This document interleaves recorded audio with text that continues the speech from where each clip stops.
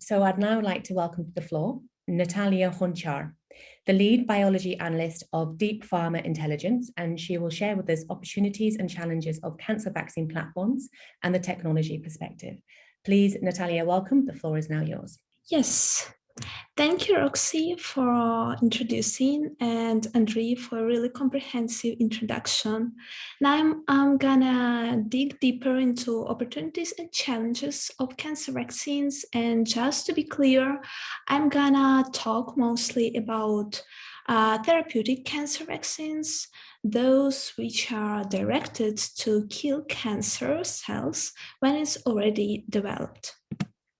So, to start on a good note, in a recent peer-reviewed papers, it was published that the use of cancer vaccines can improve the cancer therapy tremendously. So, for example, by using cancer vaccine with already established therapy, the responsiveness and efficacy of therapy increased almost fourfold for patients. However, there are still remaining challenges for cancer vaccines, which stops them to hold the big part of the nowadays cancer therapy market. And one of the main concerns of cancer vaccines is safety reason. So, as we already know, cancer vaccines are designed in a way that they're supposed to teach our own immune system via antigen-presenting cells to attack cancer cells and destroy them. However, it's not always the case, and unfortunately, often this immune response grows drastically too much, and cytotoxic T cells start attacking not only cancer cells but own host healthy cells, which creates inflammation, and sometimes it leads even to the patient death. On the other hand, many tumors are still not responsive to their immunotherapy. Such tumors are called cold tumors, which means that they are not visible for the immune system. And in order to make such tumors responsive, they need to be turned first into hot tumors, and only some approaches are able to do that. As an example of such cold tumors, which are a real challenge nowadays, are some kinds of breast cancer and pancreatic cancer. And of course, last but not the least is price and availability. During the last 5 years, cancer vaccine field moved more into a personalized approach, especially with the Antigen Platform. However, this approach is quite expensive and not really available to everyone. That is why it faces lots of problems, even right now on the clinical stages of development.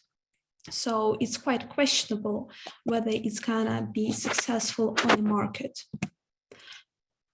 So to give the overview again of our platforms, as we mentioned, we are gonna cover neoantigens, tumor-associated antigens platform, cellular vaccines, antigenic essence, and oncolytic viruses. These platforms are separated by the principle of the antigens which are contained in these cancer vaccines. Just to be clear, antigen is anything which can create the immune response of the organism. So these 4 platforms are separated by the antigens, and they're not really overlapping, but oncolytic viruses, they can overlap a little bit with the antigens contained in here. However, they have a really different biological mechanism of action. That is why we decided to separate them into the another platform. And these platforms can be delivered in different forms. One of the most popular and which were established first are peptides, proteins, and dendritic cells, which currently have the most clinical candidates in the development. However, for example, neoantigens would be presented mostly as nucleic acids, and both of them have some pros and cons.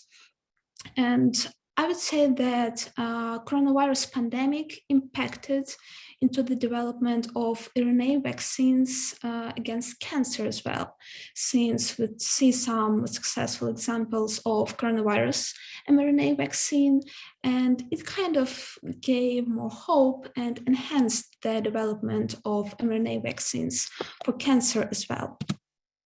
So to start with, cellular cancer vaccine platform was established the first in the timeline. It's based on quite a simple principle. So if we are having something in our body, we are just trying to immunize it, and we are showing our immune system this something, and we're creating the immunity against this something. So mostly cellular cancer vaccines are presented as lysates of cancer cells.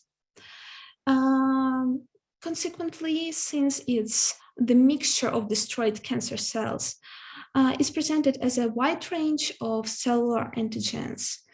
And it has its pros and cons, and I would say that a huge minus of these cancer vaccines is that they have lots of off-target effects because they contain lots of unspecific antigens, and at the same time, those which are needed, those which are specific, they are diluted tremendously. So far, this platform hasn't succeeded on the market. But efforts are still directed towards increasing immunogenicity and reducing the toxicity of such vaccines. And it can be implemented by different ways. For example, Heat Biologics creates an innovative system of delivery of such whole cell vaccines, and they're trying to not only use these antigens but also use them as a combination, which is quite common strategy when the vaccines are first unsuccessful, then they are used in combinations with, for instance, checkpoint inhibitors, which are already FDA approved. But we cannot really say that it's a classical cancer vaccine. It's a passive immunization. To move to the next more advanced platform, we're going to talk about tumor-associated antigens, which are, as Andrea already introduced, mostly presented as overexpressed proteins. So it means that the concentration of these proteins in cancer cells would be much higher compared to the healthy cells, or the function of these proteins is quite adverse. So it means that they're more active in cancer cells. Also, it can be differentiation antigens. It means that such proteins are meant to be present only in cells which are in early stage of development. It can be stem cells, it can be early embryonic cells. And if they appear in mature cells, it means that most likely this cell is standing on a way of cancer. And also the third group is cancer testis antigens, which were used in the FDA-approved vaccine Provenge, which had a slight success when it was approved, and it passed the stage of activity needed for FDA approval. However, nowadays it doesn't really show that much activity, and researchers still try to improve it because other types of therapy unfortunately give a high efficiency for prostate cancer compared to the cancer vaccine Provenge. So efforts are basically directed towards innovative delivery forms which would allow a more specific and directed delivery of cancer vaccine to the cancer tumor site. Also, scientists are trying to target multiple antigens instead of only few. It has several reasons behind. For example, if we target the set of antigens instead of few, it decreases the probability the tumor would escape the immune response. So it has less ways to mutate in a way that it would become again resistant to the cancer therapy which was developed.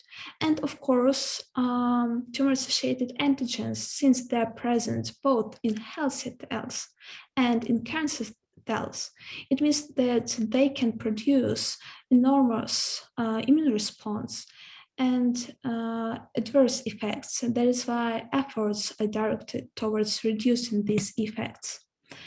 And such way of reducing the adverse effects, for example, was implemented by Next Immune System. They basically use tumor-associated antigens, which are loaded into so-called synthetic dendritic cells, which are patented by the company, but basically it's nanoparticles which are meant to deliver these antigens directly to the cancer cells via teaching immune cells. So it means that the adverse effects are meant to be less severe, but still their products are on the first stages of clinical development. And now we are moving to one of the biggest platforms nowadays and one of the most advanced ones, Antigen Platform. So what are basically neoantigens? These are highly specific to cancer antigens, which develop mostly as a result of whether viral infection or some specific gene rearrangement or protein coding sequence mutation. So it means that some changes in the DNA sequence. However, these neoantigens are hard to discover and they cannot be found in all types of cancer.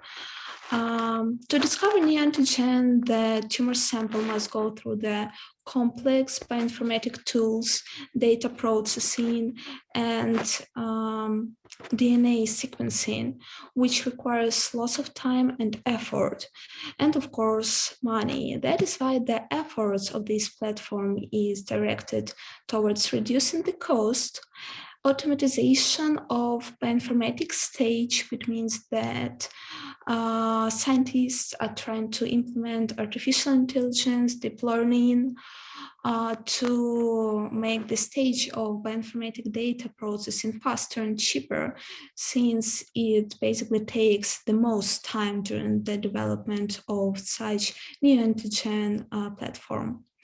And also, great hopes are laid on this platform because after the unsuccessful examples of cellular vaccine platform and TAA platform, neoantigens are implementing individualized approach, which means that they're searching for the individualized, personalized antigens for each patient, and they will differ for each patient, which is of course good because it would give higher specificity, but on the other hand, it again requires more costs for the development of such vaccine for each patient.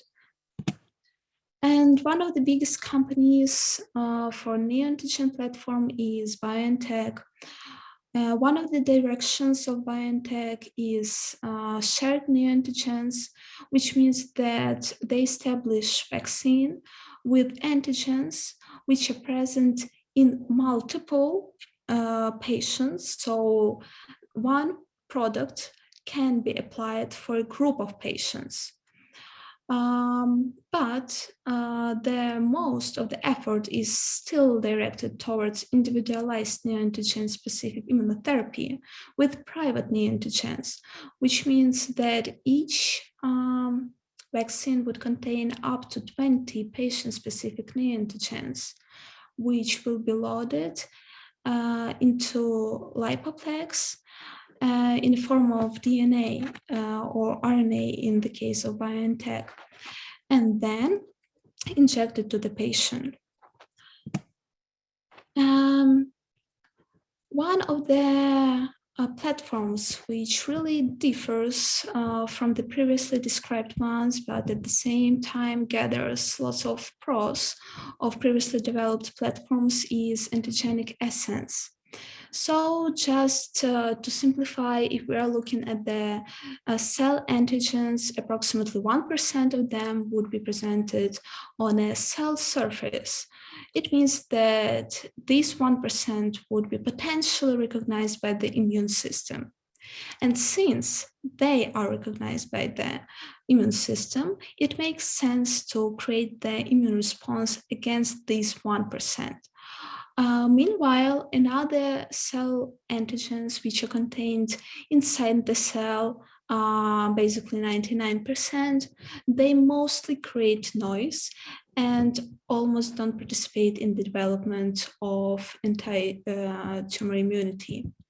So Antigenic Essence gathers these 1% of surface presented antigens.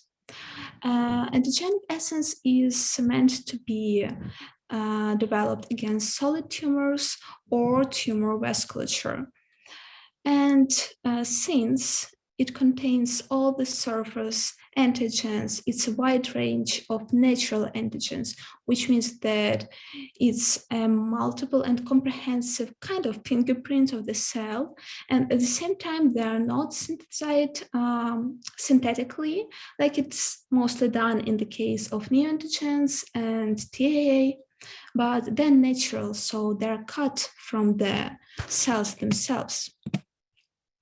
So, Antigenic Essence platform can be targeted against tumor cells in cancer. So the immune system is taught to kill cancer cells themselves. But another approach, which is quite promising, is targeting the microenvironment of tumor. And by microenvironment, I mean the vasculature. So anti-angiogenic essence is directed towards the vessels in the tumor. And as we all understand, the tumor needs some factors, oxygen, nutrition to grow. So it's quite a popular approach, which is still getting not that good response as we would want.